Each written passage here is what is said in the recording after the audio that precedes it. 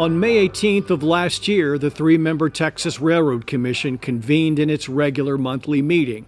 Its agenda packed with more than 200 items. It's the Railroad Commission's job to oversee drilling permits and operations. I move to publish any questions, members. Okay, I move to publish the proposed amendments to Form T1.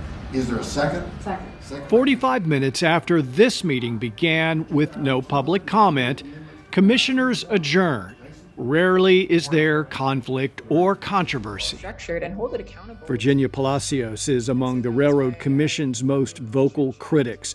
She's the executive director of Commission Shift, the Texas nonprofit devoted to holding the oil and gas regulators accountable and questioning their relationship with the industry they regulate. I think I just felt enough is enough.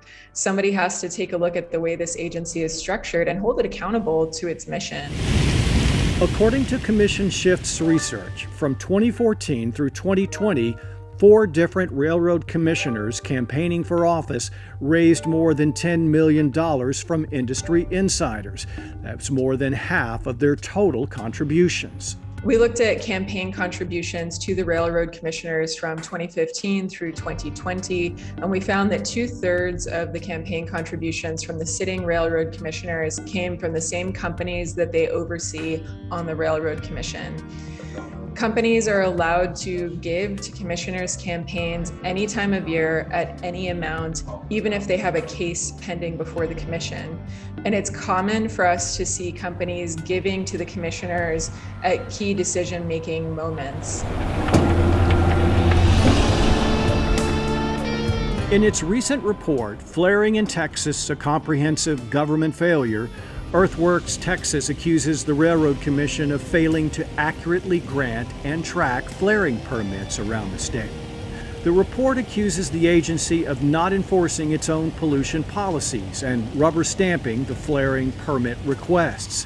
When Earthworks pressed commissioners for more records, they say all they received were excuses. At one time, we asked for certain reports that they have, and the main office said they're kept at the district office. So we asked the district office and they said, well, they're kept at the main office. Nobody keeps these records. And what is your response to it? When our attempts to get commissioners to respond to the report were unsuccessful, we showed up to the Railroad Commission's monthly public meeting in Austin. Wayne Christian is the chairman. Commissioner, you're not going to respond to this? Thank you for visiting with us. I appreciate you being here. I'll be happy to have our office comment to you whenever you have time. Thank you. Christian later issued a statement calling Commission Shift an anti-oil and gas special interest group funded by out-of-state liberals. Christian went on to dismiss the Earthworks pollution reports, calling them a radical environmental group. He says it's in their financial interest to perpetuate the lie that there is a flaring crisis in Texas.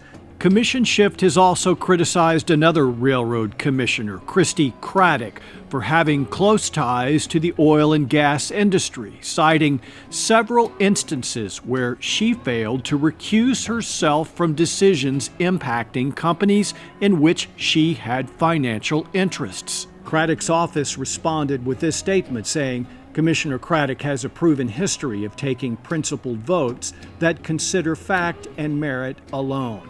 Maintaining public trust is of utmost importance.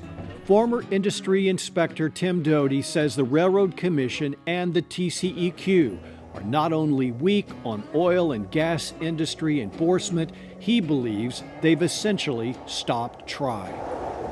I just attended a TCEQ conference, 2 months ago, where they openly said if an emission event, if a company is reporting an emission event at their facility, they do not have to report greenhouse gases, no methane, no carbon dioxide. In fact, some companies still do, but the TCEQ openly said we're not interested in it. We're not going to track it, right? And I think that's really appalling.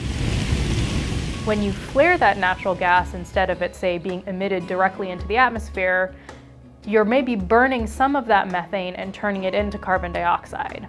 And so then that carbon dioxide is what goes into the atmosphere and still has a warming effect. The recent destructive weather events in Texas represent just a fraction of the dynamic climate change being seen all over the world. Last summer, after what weather experts called a 1,000-year flood event in Dallas, I asked Governor Greg Abbott if he saw a connection between our weather and climate change. We're constantly looking at what extreme weather may lead to, whether it be power demand, extreme heat, extreme cold, heavy water, or even drought. Are you concerned about climate change? We constantly focus on issues such as extreme weather, and we want to be prepared for whatever type of weather may be coming our way. Extreme weather that climate scientists say is due in large part to unchecked methane releases from oil and gas formations in Texas, which is why Jack McDonald of Earthworks volunteers his time to help research and speak out before time runs out. But I think that because all of the data points to this, it is increasingly important that we deal with this issue before it becomes an existential threat, before we push our own species to the brink simply for the sake of profit.